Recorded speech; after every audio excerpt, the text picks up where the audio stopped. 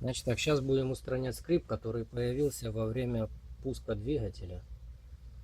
Сейчас я вам его продемонстрирую.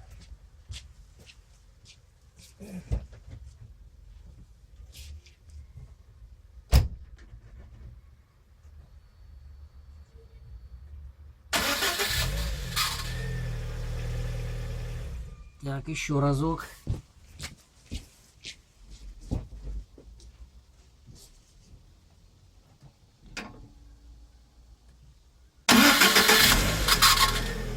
Так, снимаем фильтр. Так, фильтр снят. И не снимая поддона, откручиваем стартер. Снизу гаечка одна. Здесь раз, два, три гайки. Все, снимаем. Так, ну что, внешних признаков смерти, как говорится, стартера не видно.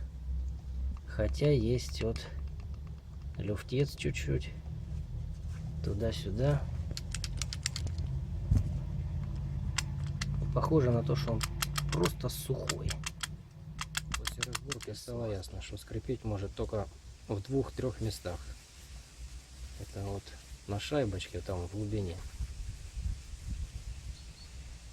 где идет вращение. Так, потом на валу здесь и здесь все сухое. Скрип может только отсюда идти. Вот здесь на втулке было сухо. Больше нет. Нужно обратить внимание на вот эти вот шестереночки. Там внутри игольчатые подшипники стоят. Надо их не забыть смазать. И вот эту вот поверхность, по которой вращается. Значит так, ставлю якорь вот этот вырезом вниз, вырезом вверх. Как-то цеплялось там что-то, и бендик слабоватенько откидывался, вяло. Ставлю, значит, вниз вырезом. Ну что, повеселел стартер. Бендекс стал веселее отбрасываться.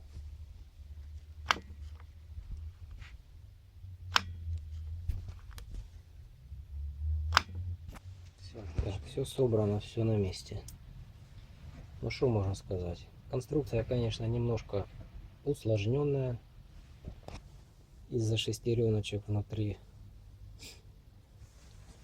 стартера. Но в целом, конечно, собирается легко, разбирается легко.